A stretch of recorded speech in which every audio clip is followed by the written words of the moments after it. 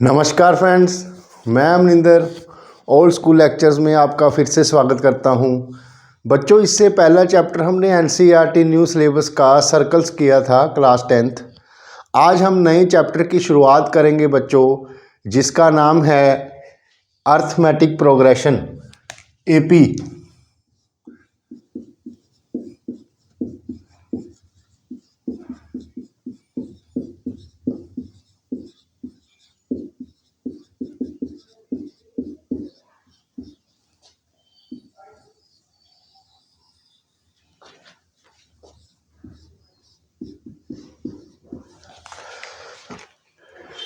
बढ़िया चैप्टर है बच्चों, समझने के लिए। आइए हम चैप्टर की शुरुआत करते हैं फर्स्ट एक्सरसाइज के फर्स्ट क्वेश्चन से। लेकिन उससे पहले हम थोड़ा सा बैकग्राउंड बनाएंगे इसका कि एपी किसे कहते हैं।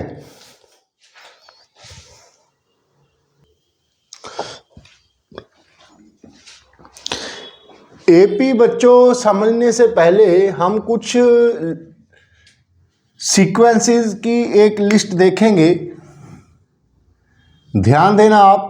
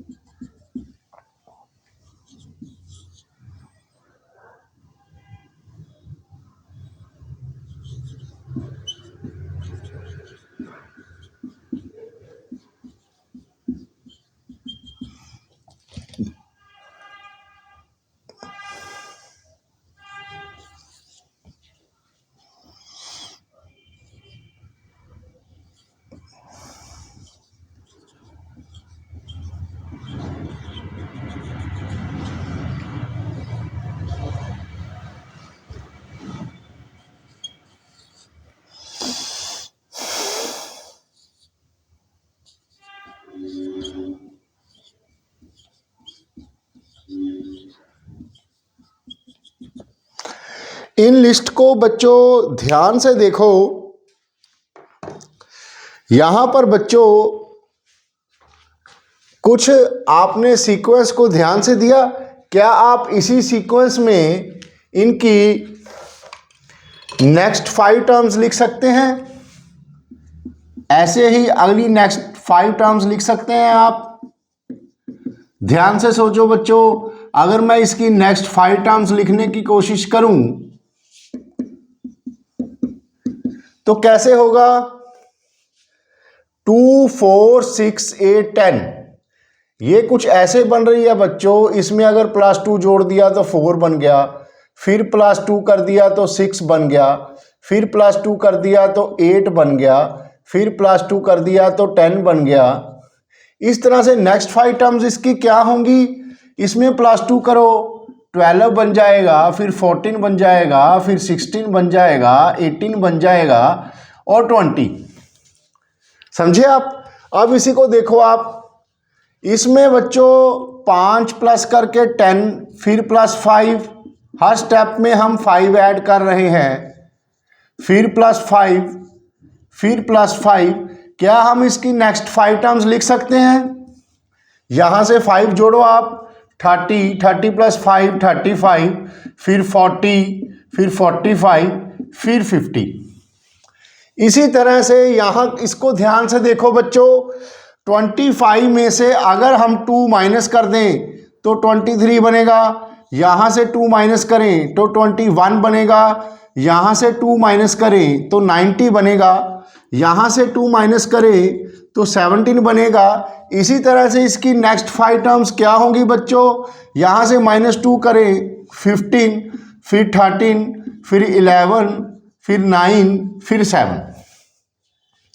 अब इसको देखो बच्चों। यहां से 2 जोड़ के +2, फिर +2, फिर +2, तो नेक्स्ट 5 टर्म्स क्या होंगी इसकी? 48, 50 एंड 52। इसी तरह से यहां देखो बच्चों, 53 में से सॉरी, अगर 3 माइनस कर दें तो 50 आ गया, फिर 3 माइनस कर दें तो 47 आ गया, फिर 3 माइनस कर दें 44 आ गया, फिर 3 माइनस कर दें 41, यहाँ से 3 माइनस करोगे 38, फिर 35, फिर 32, फिर 29, फिर 26 एंड सो ऑन। तो ये नंबरों में कुछ खास बात होगी बच्चों, आपने नोट की है, आपको कुछ खास पैटर्न या कुछ चीज़ माइंड में थोड़ा सा स्ट्राइक किया, जैसे सर्कल में टेंजेंट टू सर्कल, सर्कल को टच करके निकल जाता है, वैसे ही यहाँ पर क्योंकि नया टॉपिक है, आपके माइंड में थोड़ा सा, माइंड को अगर हम सर्कल मान लें और एपी को टेंजेंट मान लें, तो क्या एपी टेंजेंट बन गई सर्कल की? कि अभी तक यूनिडायरेक्शनल नॉन इंटरसेक्टिंग लाइन है, वो सर्कल वो आपके दिमाग को छू कर भी नहीं गई। मेरे ख्याल से टेंजेंट टाइप लेक्चर तो ये हमारा बन ही चुका कि एपी क्या होती होगी, कुछ माइंड में आपके पिक्चर बन रही होगी बच्चों कि व्हाट इज एपी। ये जो मैंने नंबर पहले लिखे थे, ये एक +1 में इस चैप्टर का नाम सीक्वेंस एंड सीरीज आ जाएगा, तब थोड़ा सा वास्ट पढ़ोगे, अभी तो जस्ट बेसिक है बच्चों। इसको आपको देखने से समझ में आया होगा कि व्हाट इज एपी।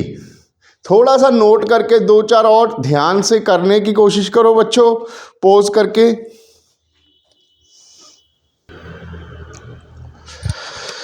ये बात आपने समझी बच्चों। आइए अब इसको थोड़ा सा आगे लेके जाएं।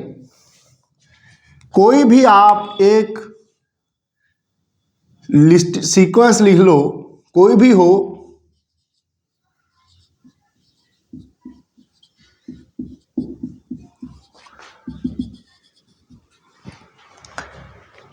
थ्री का टेबल है वैसे तो, ये 2 का, 3 का, 4 का, 5 का, 6 का, अगर आप टेबल लिखोगे वो भी एपी ही होगा, क्योंकि इसमें कॉमन डिफरेंस, इसमें हम 3-3 ऐड करके जा रहे हैं। अब बच्चों इसमें आपने थोड़ा सा अंडरस्टैंडिंग की तरफ बढ़ना है कि what is AP.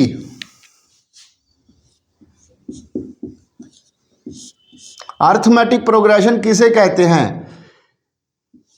AP may be defined as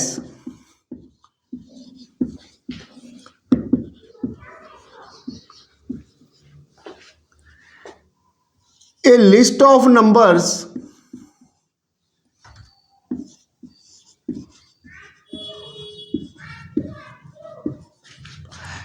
in which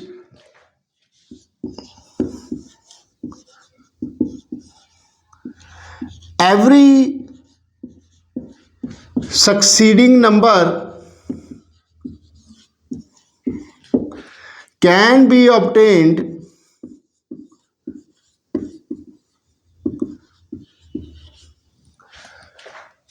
by adding a fixed number to its preceding number। क्या मतलब हुआ बच्चों इसका कि एपी एक लिस्ट है, ये लिस्ट है बच्चों पूरी, this is a list of numbers. एक नंबर की लिस्ट है बच्चों जिसमें हर सक्सेसिव नंबर, हर अगला नंबर अपने पिछले नंबर में एक फिक्स्ड नंबर ऐड करके मिलेगा। यहां पर कोई भी ना फिक्स्ड नंबर एडिशन वाला कौन सा बनेगा, इसमें से ऐड किया 3, फिर ऐड किया 3, फिर ऐड किया 3, यहां से ऐड किया 3। हर सक्सेसिव नंबर बच्चों पिछले नंबर में एक फिक्स्ड नंबर ऐड करके आएगा, उस लिस्ट ऑफ नंबर्स को हम एपी बोलेंगे। ये इसकी डेफिनेशन है बच्चों। हर नंबर एक फिक्स्ड नंबर से पिछले नंबर में एक फिक्स्ड नंबर ऐड करके आएगा, वो फिक्स्ड नंबर सारी एपी में सेम होगा, एक ही नंबर होगा जो हर पिछले नंबर में ऐड करके नेक्स्ट नंबर बनाता जाएगा, पिछले नंबर में ऐड करके नेक्स्ट नंबर बनाता जाएगा। अगर आप 2 का टेबल लिखो, 2 2 1 the 2, 2 2 the 4, 2 3 the 6, 2 4 the 8, 2 5 the 10, ये जो आंसर आ रहे हैं 2 4 6 8 10 12 14 16, ये एपी की एक लिस्ट ऑफ नंबर्स हैं जिसमें आपने पिछले नंबर को हमेशा 2 में ऐड किया। जैसे आप टेबल पढ़ते हो, जस्ट लाइक थोड़ी सी पिक्चर माइंड में बना लो, जैसे आप टेबल लिखते हो ये वही है, कुछ कुछ वैसा है, 100% नहीं बोल सकेंगे हम। ये 3 का टेबल हो गया। कोई और लिस्ट ला लो जो टेबल के ऊपर नहीं होगी हमेशा, लेकिन मैंने आपको एक पिक्चर सी माइंड में बना दी। ये होगी हमारी एपी की डेफिनेशन। इसे आप ध्यान से पॉज करके नोट करो।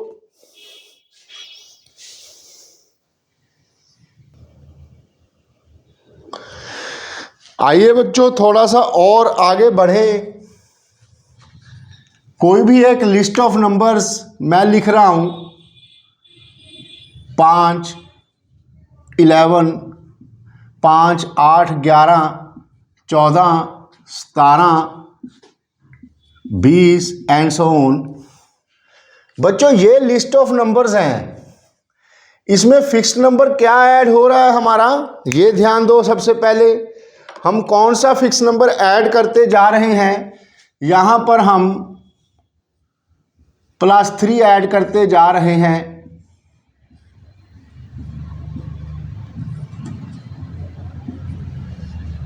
तो थोड़ी सी टेक्निकल टर्म्स ध्यान से समझना आप बच्चों। जो ये लिस्ट ऑफ नंबर्स हैं, इसमें जो सबसे पहला नंबर होगा उसे हम बोलते हैं first term of AP, first term of AP. इसे हम यूजली A1 से डिनोट करते हैं बच्चों। ये हो गई हमारी सेकंड टर्म ऑफ एपी, इसे हम A2 का नाम देते हैं। ऐसे ही ये थर्ड टर्म हो गई, ये फोर्थ टर्म हो गई बच्चों, ये फिफ्थ टर्म हो गई, ये सिक्स टर्म हो गई। ऐसे ही चलते चलते हमें पता नहीं कहाँ तक कोई टर्म लिखनी पड़े। जो ये लास्ट टर्म होगी, मान लो अब मैं इस एपी की लास्ट टर्म नहीं लिख रहा, मान लो ये कोई टर्म होगी, फॉर मान लेने हम 100 मान लो, चलो शायद कोई और भी आए, वो चेक करना पड़ेगा, आप इसे लेट कर लो। तो ये nth टर्म होगी बच्चों, जिसका हमें नंबर नहीं पता, this is called nth term. इतनी टेक्निकल लैंग्वेज आपको समझ में आ गई। फर्स्ट टर्म को फर्स्ट टर्म ऑफ एपी बोलेंगे लिस्ट ऑफ नंबर्स में से, उसके बाद second term, third term, fourth term, fifth term, up to n terms आ जाएगी। सेकंड इसका टेक्निकल पॉइंट है बच्चों, एक वर्ड आएगा यहां पर कॉमन डिफरेंस। ये कॉमन डिफरेंस को हम स्मॉल d से डिनोट करेंगे बच्चों। ये कॉमन डिफरेंस क्या होगा, जो आप ये फिक्स्ड नंबर ऐड करते जा रहे हो हर स्टेप में +3 +3 +3 +3 +3, ये आ जाएगा, ये आएगा आपका कॉमन डिफरेंस। इसको d का यहां पर कॉमन डिफरेंस 3 है बच्चों। सेकंड पॉइंट हो गया। अब कुछ रिलेशनशिप्स, कुछ अंडरस्टैंडिंग की बातें यहां से हमने ध्यान रखना है बच्चों। Points, some points to be, some basic facts लगा लो आप एपी में।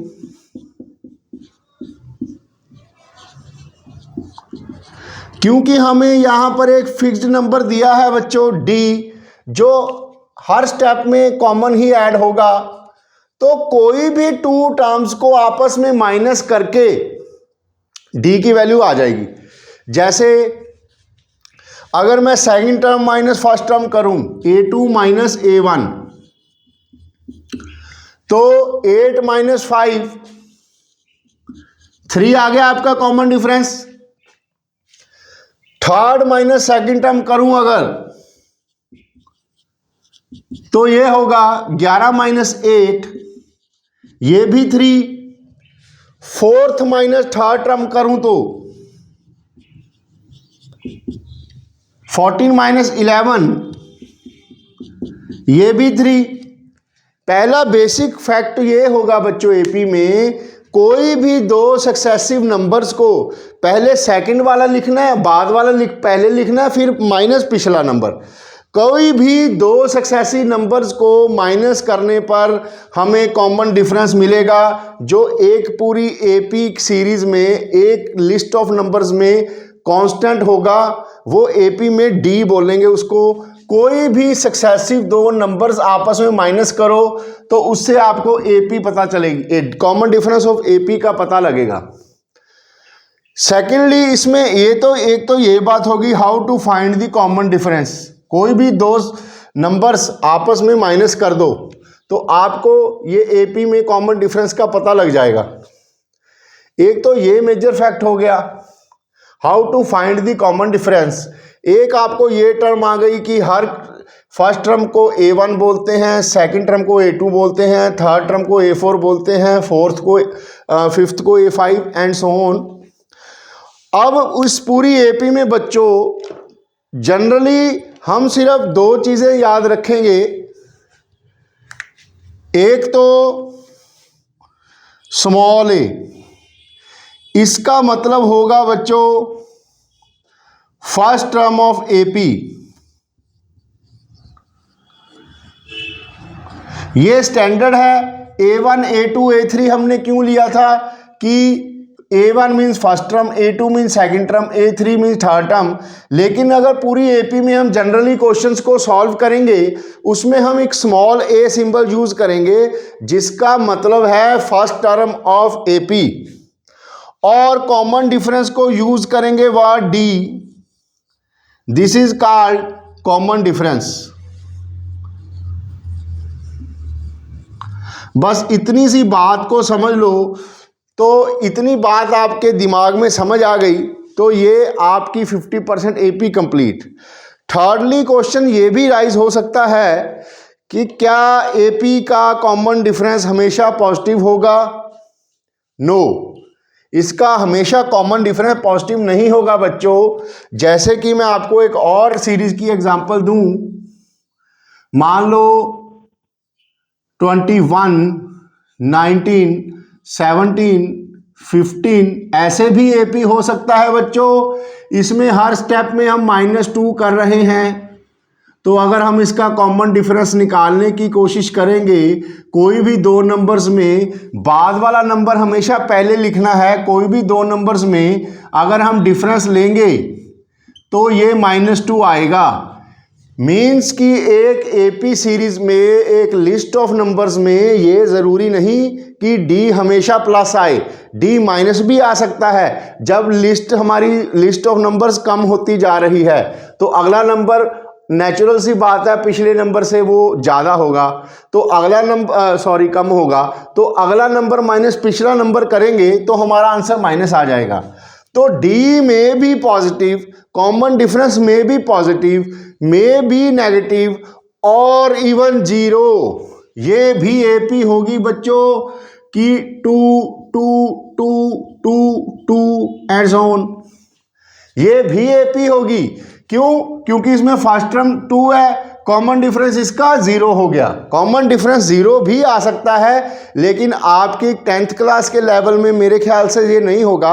आपने तो दो बातें याद रखनी है कि किसी भी एपी सीरीज में लिस्ट ऑफ नंबर्स में फर्स्ट टर्म जो होगी, फर्स्ट नंबर जो होगा उसको स्मॉल ए बोलेंगे, जिसका मतलब है फर्स्ट टर्म।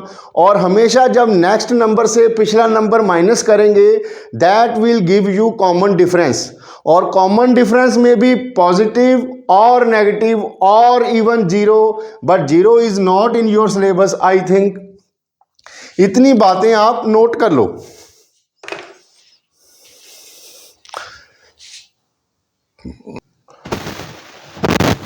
एक्सरसाइज 5.1 का बच्चों क्वेश्चन है हमारा। इसके 4 क्वेश्चन हैं, स्पेस कम रह गई थी बच्चों। एक बाद में लिखते हैं। फर्स्ट क्वेश्चन है बच्चों, in which of the following situations does the list of numbers involve make an AP and why. इन क्वेश्चंस की फॉर्म में बच्चों एक लिस्ट ऑफ नंबर्स हम बनाएंगे। डिफरेंट डिफरेंट सिचुएशंस हैं जिनमें हम देखेंगे कि वो लिस्ट ऑफ नंबर्स क्या एपी होगी या नहीं। आइए देखें, फर्स्ट क्वेश्चन है, फर्स्ट क्वेश्चन का पार्ट है बच्चों, the taxi fare after each kilometre when the fair is ₹15 for the first kilometre and ₹8 for each additional kilometre. आपने घर से एक दिन अपने स्कूल जाना था, आपकी गाड़ी ख़राब हो गई तो आपने सोचा टैक्सी से चलते हैं। आपने टैक्सी वाले को बुलाया और उससे उसका रेट पूछा। टैक्सी वाले ने आपको रेट बताया कि मैं अगर पहले 1 किलोमीटर तक 15 रुपये लूँगा, चाहे आप 50 मीटर जाओ, 100 मीटर जाओ, 200 मीटर जाओ, फर्स्ट 1 किलोमीटर तक मैं 15 रुपये लूँगा और उसके अलावा जितने भी किलोमीटर होंगे मैं 8 रुपये पर किलोमीटर के हिसाब से आपसे पैसे लेता जाऊँगा। मतलब फर्स्ट किलोमीटर में 15 रुपये, अगर 2 किलोमीटर हुआ तो 8 किलोमीटर नेक्स्ट 1 किलोमीटर के, फिर अगर 3 किलोमीटर हुआ तो नेक्स्ट 1 किलोमीटर के फिर 8 रुपये, ऐसे। जैसे यहाँ से आपने टैक्सी की, ये आपका हाउस है बच्चों, ये आपका स्कूल है बच्चों, ध्यान से समझना। यहां से अगर आपका स्कूल ऐसे यहां जाना है आपने, आप यहां तक पहुंचे तो 1 किलोमीटर दूर आ गए। यहां से आपका किराया जो है 15 रुपये आपको देना पड़ेगा। अब इसके नेक्स्ट 1 किलोमीटर तक आप और गए तो आपको यहाँ से यहाँ 8 रुपये और देने पड़ेंगे। मतलब अब आपने 15 + 8 23 रुपये देने हैं। यहाँ से अगर आप 1 किलोमीटर और गए तो यहाँ इस 1 किलोमीटर का 8 रुपये आपको और देना होगा। तो अब आप यहाँ पर अगर आपका स्कूल होगा तो आपको 31 रुपये देने पड़ेंगे। अब यहाँ से 1 किलोमीटर और आगे आपका स्कूल आ गया तो यहाँ से यहाँ का किराया 8 रुपये और आ गया। तो यहाँ जब आप स्कूल पर पहुँचे बच्चों तो आपको 39 रुपये टोटल देने पड़े। अगर हम आपके ये किराए को एक लिस्ट ऑफ नंबर्स में डालने की कोशिश करें तो पहले किलोमीटर में 15 रुपये, फिर आपको 23 रुपये, फिर आपको 31 रुपये, फिर आपको 39 रुपीज़ देने पड़े। ऐसे ही स्कूल अगर और आगे होता तो ये लिस्ट ऑफ नंबर्स ऐसे बढ़ती जाती। तो इसको अब हम चेक करेंगे बच्चों। 23 डी कैसे निकलेगा? 23 - 15 8। यहाँ से डी कैसे निकलेगा? 31 - 23 8। यहाँ से डी कैसे निकलेगा? 39 - 31 8। आपने देखा बच्चों कि एवरी किलोमीटर पे आप जा रहे हो तो आपका 8 रुपये बढ़ता जा रहा है। हर किलोमीटर पर आपको पिछले जो आपका किराया बनता था उससे 8 रुपये ज़्यादा देना पड़ रहा है। तो क्योंकि इनका कॉमन डिफरेंस सेम है ये लिस्ट ऑफ नंबर्स में, तो क्या ये एपी होगी? यस, इसका आंसर होगा yes, this is an AP. समझे बच्चों? आप इसे पॉज करके ध्यान से मेरी एग्जांपल को समझ लो और नोट करो।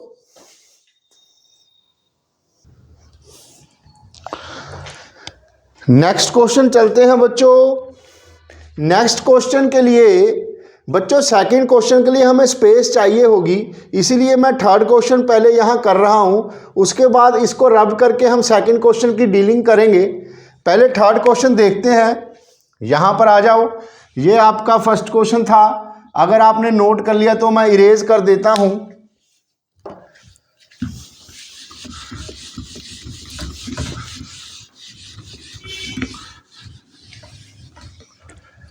वैसे स्पेस बन गई, चलो सेकंड ही कर लेते हैं, अब तो स्पेस भी हो गई। सेकंड का सॉल्यूशन देखो बच्चों, सेकंड ही करेंगे अब।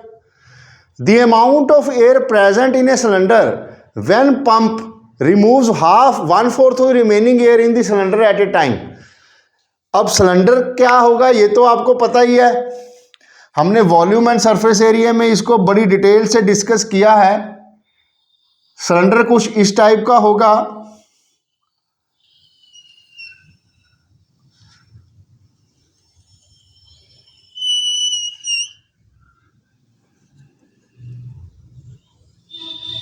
चिंता मत करो बच्चों, अभी हमें इसका वॉल्यूम वगैरह कुछ निकालने की ज़रूरत नहीं। अभी तो ये क्लोज सिलेंडर है, ये सारा बंद है बच्चों। इस सिलेंडर में से एक वैक्यूम पंप लगा है यहां पर।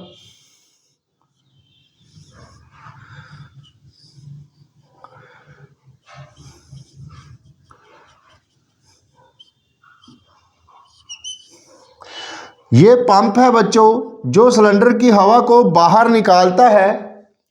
अब क्वेश्चन देखो बच्चों क्या कह रहा है हमें, the amount of air present in cylinder when pump removes 1/4 of the remaining air in the cylinder eight A time. जब भी हम इस पंप को ऑन करते हैं बच्चों, इस सिलेंडर के अंदर जो भी हवा होगी, there is air inside the cylinder, तो हर एक बार पंप करने पर वो जितनी भी एयर इसमें होगी उसका 1/4 बाहर निकाल देता है। पहले मानो इसमें वॉल्यूम सिलेंडर का V मान लो आप, इतना वॉल्यूम एयर का था, ठीक है, उससे वो 1/4 वॉल्यूम बाहर निकाल देता है। वैसे अगर हम इसको डीपली फिजिक्स की लैंग्वेज में समझें तो ये क्वेश्चन शायद गलत होगा इसकी वर्डिंग, लेकिन मैं फिजिक्स की डीप में अभी आपको नहीं लेके जाऊंगा। अभी हम मैथ्स के ऊपर फोकस रखेंगे कि मैथ्स के अकॉर्डिंगली इसको सॉल्व करेंगे। इस पंप में बच्चों एवरी टाइम इट पंप्स, मान लो पहले एक बार मैंने इसको पंप किया, बटन ऑन किया, एक बार जब जिसको बटन ऑन किया, ये इसका 1/4 एयर बाहर निकाल देगा। एपी किसकी बनेगी, the amount of air present in a cylinder when pump removes 1/4 of the remaining air in the cylinder eight A time. कितनी एयर वो बाहर निकालता जाएगा उसकी वो बनेगी, एपी हमारे पास लिस्ट ऑफ नंबर्स बनेगी। पहली बार बच्चों हमने पंप किया, 1/4 इसका बाहर आ गया एरिया वॉल्यूम बाय एयर का, तो फर्स्ट टर्म लिस्ट में आएगी हमारी V/4। फर्स्ट टाइम में इतनी एयर सिलेंडर ने बाहर निकाल दी। अब वो बोल रहा है, अब आप इसकी रिमेनिंग पोर्शन की भी निकाल लो, यही निकाल देता हूं मैं। रिमेनिंग एयर कितनी रह गई इस सिलेंडर में, पहले V थी, इसकी 1/4 निकाल दी, तो इसके अंदर 3V/4 रह गई बच्चों।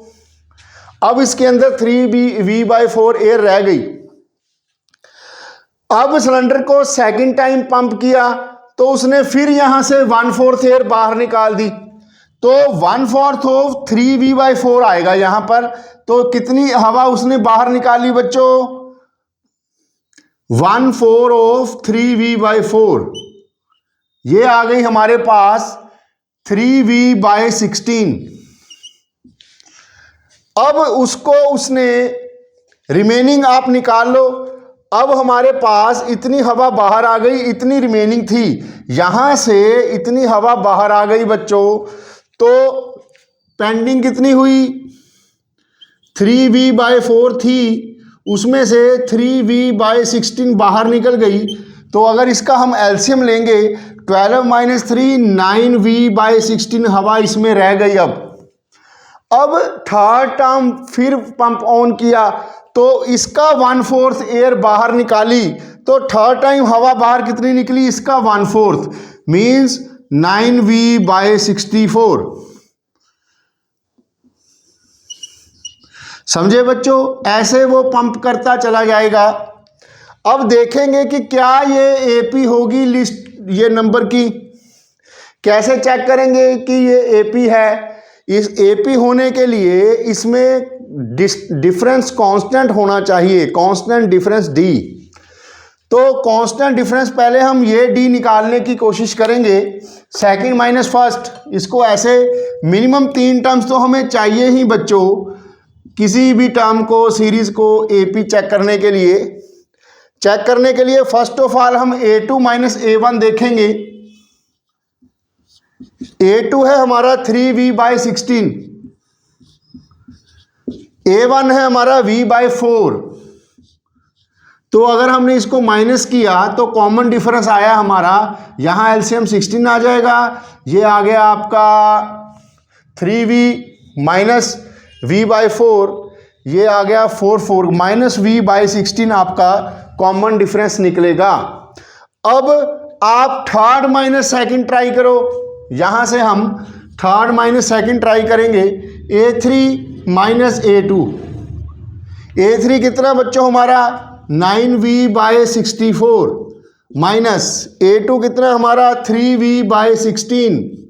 अब इसको अगर आप माइनस करोगे एलसीएम लेकर, ये शायद पता नहीं आपको दिख जाएगा, ये आ गया आपका बच्चों 4 3 12, ये 9 माइनस 3V/64, D1 ये आ गया, D2 ये आ गया। अब देखो क्या ये सेम है? नहीं बच्चों, ये माइनस V/16 है, ये माइनस 3V/64 आ गया। क्योंकि इनका कॉमन डिफरेंस सेम नहीं है तो ये वाली सीरीज AP नहीं बनेगी। समझे? देखने में थोड़ा सा मुश्किल लग रहा था, लेकिन मेरे ख्याल से आपको समझ आ गया होगा। इसे पोज करके नोट कर लो बच्चों।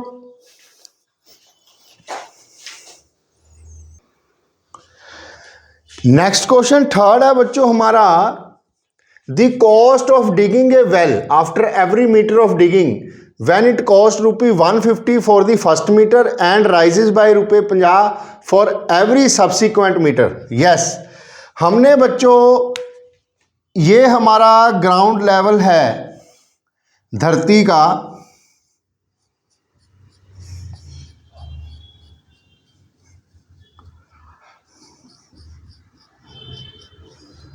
ये ग्राउंड लेवल है बच्चों।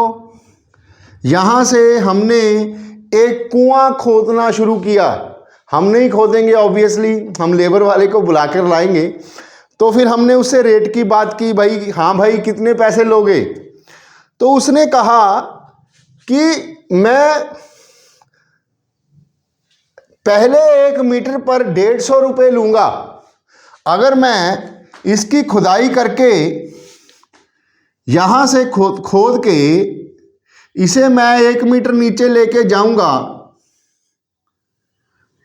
ऐसे अगर मैं 1 मीटर नीचे जाऊंगा तो यहाँ तक मैं 150 रुपये लूँगा बच्चों। और उसके बाद मैं हर मीटर नीचे जाऊंगा तो मैं 50 रुपये एक्स्ट्रा लूँगा। मतलब 150 रुपये तो देने ही हैं, 50 और लूँगा। मतलब यहाँ से 1 मीटर और नीचे डिग किया, जो यहाँ तक 1 मीटर और नीचे आ गए तो मैं 50 रुपये और लूँगा आपसे। तो यहाँ पर 150 रुपये देने पड़ेंगे, यहाँ पर 200 रुपये हो गए। अब मैं और नीचे जाऊँगा 1 मीटर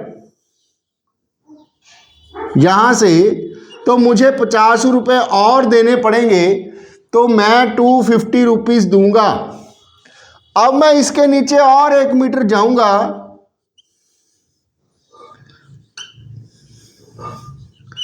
तो मुझे 300 रुपये देने पड़ेंगे।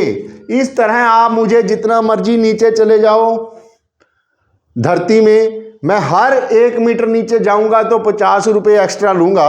तो आपने नंबर्स की लिस्ट बनाई, पहले मीटर पर आपको 150 रुपये देने होंगे, फिर आपने 200 रुपये देने हैं, फिर 250 हो गए, फिर 300 हो गए, ऐसे करते करते जाओगे आप।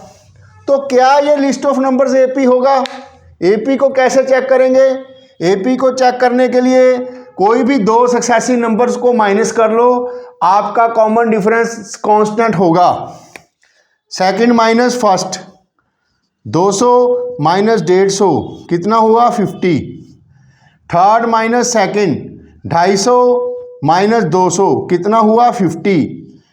फोर्थ माइनस थर्ड, 300 माइनस 250 कितना हुआ? 50। ये कांस्टेंट टर्म आई जा रही है। हमने देखा कि इनका कांस्टेंट डिफरेंस है एक, जिसे हम डी को डिनोट करेंगे, वो इस केस में 50 है। तो ये नंबर की लिस्ट क्या होगी? Yes, this list is in AP. समझे आप? आइए अब ध्यान से देखो बच्चों। आइए अब नेक्स्ट क्वेश्चन देखें, फोर्थ पार्ट इसी क्वेश्चन का।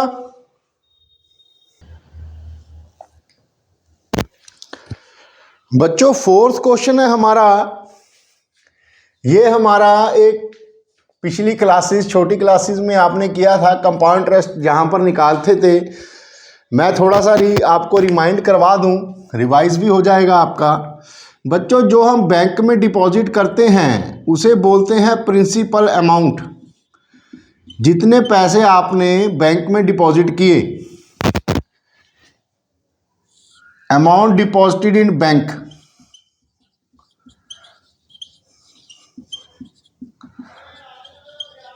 उसके बाद रेट ऑफ इंटरेस्ट जो बैंक देगा आपको इस साल का होगा 8%। ये किसका होगा बच्चों? प्रिंसिपल अमाउंट का। और टाइम, हर साल ये अमाउंट का जो इंटरेस्ट आपको मिलेगा वो हर साल आपके प्रिंसिपल अमाउंट में ऐड होता जाएगा। और नेक्स्ट ईयर में जैसे आपने 1000 रुपये जमा कराए, 10% के हिसाब से आपके 100 रुपये साल के इंटरेस्ट के बन गए, तो नेक्स्ट ईयर में आपका प्रिंसिपल अमाउंट 1000 प्लस 100 1100 रुपये हो जाएगा। अब उसके ऊपर परसेंटेज लगेगी। इस तरह से कंपाउंड इंटरेस्ट कैलकुलेट होगा बच्चों। आइए देखें, first year compound interest for first year, इसका फॉर्मूला बच्चों छोटी क्लासेस में आपने किया होगा, P into T into R by 100। Principal amount आपका है 10,000 रुपये, टाइम आपका 1 ईयर है, रेट ऑफ इंटरेस्ट है 8%। 800 रुपये आपको इंटरेस्ट के बन गए। पहले साल बच्चों आपने बैंक में जमा कराए थे 10,000 रुपये। सेकेंड ईयर में आपका प्रिंसिपल अमाउंट हो गया 10,000 प्लस 800, 10,800 हो गया बच्चों। अब ये सेकेंड ईयर के लिए compound interest for second year के लिए प्रिंसिपल अमाउंट आपका 10,800 हो गया। अब इसका टाइम 1, रेट वही 8% डिवाइडेड बाय 100। इसे आपको कैलकुलेट करोगे तो 864 रुपये आपका सेकेंड ईयर का इंटरेस्ट बन गया।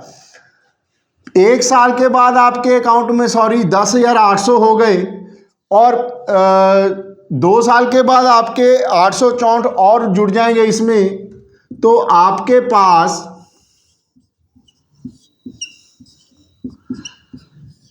11,664 रुपये हो गए।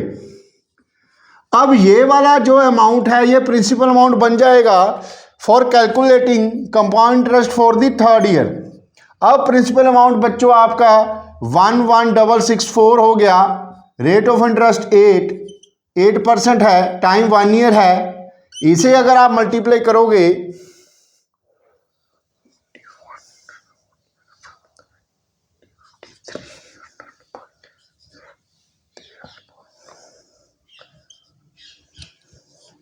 ये आपका आ गया 933.12।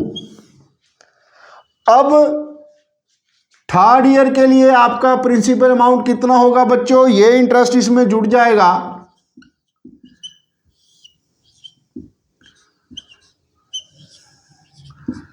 12,597.2। इस तरह से ये बढ़ता जाएगा बच्चों।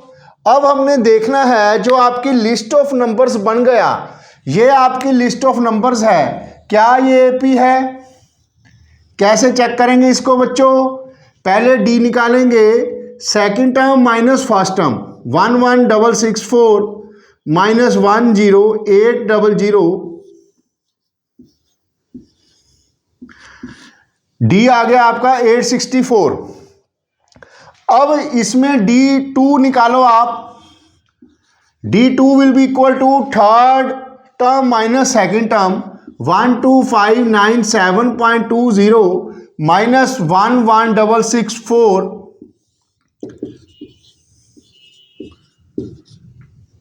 ये आपका 933.20 आ गया।